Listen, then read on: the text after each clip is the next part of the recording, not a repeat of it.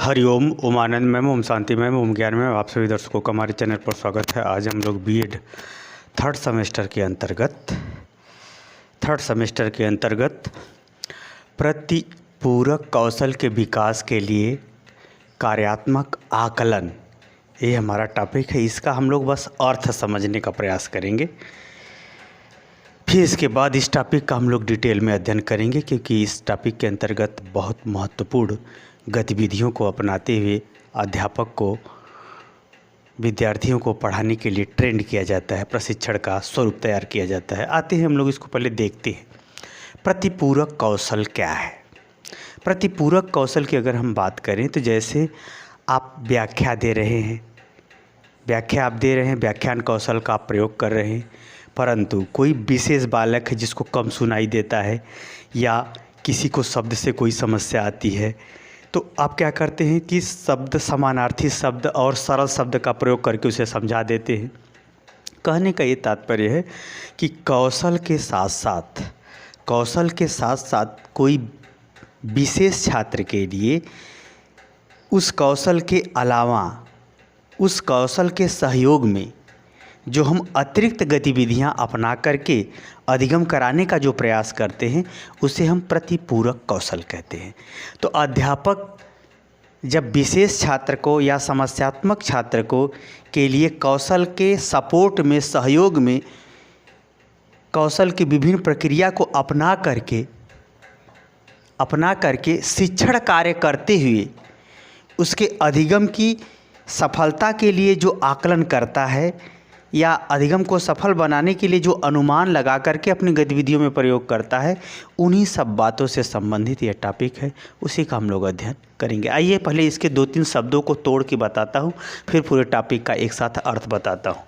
तो प्रतिपूरक कौशल वह कौशल है जो अध्यापक द्वारा शिक्षण कार्य में विभिन्न कौशलों का प्रयोग करते हुए विशेष छात्र के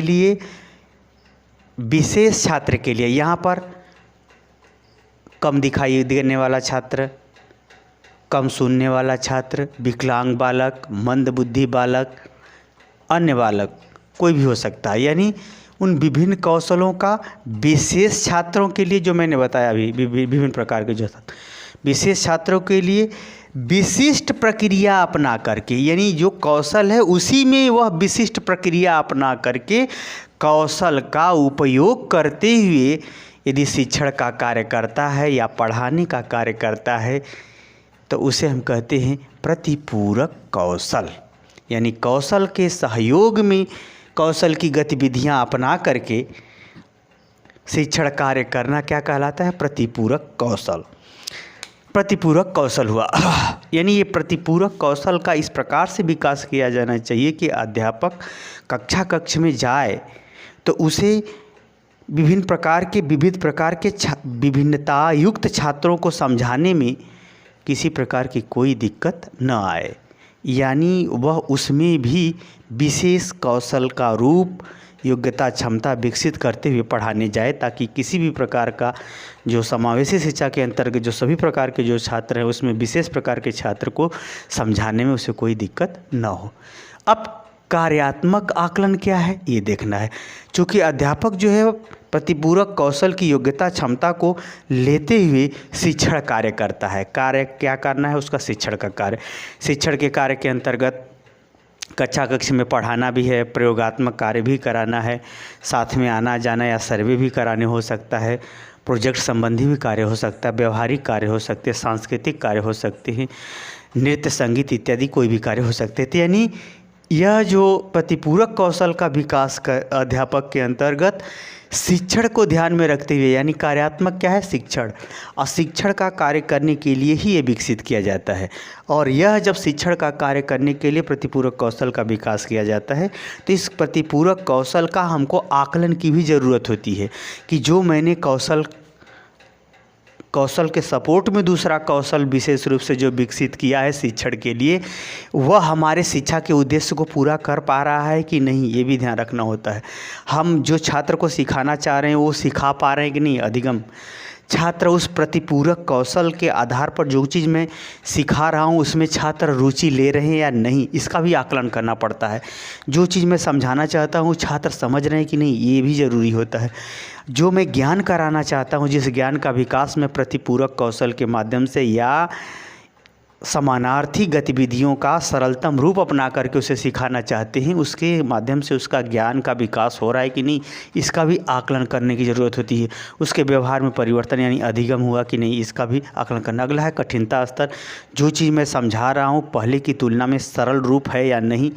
कठिनता, विषयों की कठिनता बालकों को किस प्रकार से रोक रही है, उसे किस प्रकार से सरल किया जाए, यानी कठिनता स्तर का भी आकलन शिक्षण के माध्यम से करना आवश्यक होता है। साथ ही जो चीज़ मैं समझाना चाहता हूँ उसका पूर्व के ज्ञान से संबंध है या नहीं, यदि नहीं है तो किस प्रकार से कॉन्सेप्ट यानी अवधारणा विकसित करें, यदि है तो किस प्रकार से जोड़ करके पढ़ाएं कि हमारा प्रतिपूरक कौशल शिक्षण कार्य के अंतर्गत उचित आकलन, उचित परिणाम दे सके, आकलन के माध्यम से उचित परिणाम तक पहुंचा जा सके। अब आइए इन सब तीनों को जोड़ करके मैं बताता हूं। यानी अब देखिए यहाँ से समझिए, शिक्षण कार्य के अंतर्गत अध्यापक प्रतिपूरक कौशल का प्रयोग करते हुए अपने शिक्षण अधिगम प्रक्रिया का विभिन्न स्वरूपों में, जैसे उद्देश्य, अधिगम, रुचि, समझ, ज्ञान, व्यवहार, कठिनता और पूर्व ज्ञान इत्यादि गतिविधियों से के संदर्भ में जोड़ते हुए अधिगम कराने का अनुमान करता है या अधिगम कराने का प्रयास करता है। यह इस पूरे टॉपिक का क्या है, अर्थ है। तो यहाँ हमने बताया अधिगम की सफलता के लिए शिक्षण कार्य में प्रतिपूरक कौशल का प्रयोग करते हुए विभिन्न प्रकार के आकलन किस प्रकार करे कोई अध्यापक कि उसका अधिगम सफल हो जाए, यानी अधिगम का उद्देश्य प्राप्त हो जाए या शिक्षण का उद्देश्य प्राप्त हो जाए। इन्हीं सब बातों को इस टॉपिक के अंतर्गत डिटेल में अलग अलग करके एक साथ भी जोड़ करके अध्ययन किया जाएगा। अभी मात्र मैंने टॉपिक का अर्थ बताया है। अब इस टॉपिक के अंतर्गत आकलन का स्वरूप, प्रतिपूरक कौशल के विभिन्न स्वरूप, इनकी पहचान, इनका उपयोग, इनकी समझ इत्यादि सब बातों को अलग अलग करके आगे के वीडियो में पढ़ेंगे। मुझे उम्मीद है कि मेरे द्वारा समझाया हुआ आप समझ गए होंगे। समझ गए तो कमेंट बॉक्स में ज़रूर बताइए। साथ ही मेरे चैनल को लाइक शेयर सब्सक्राइब कीजिए। हरिओम।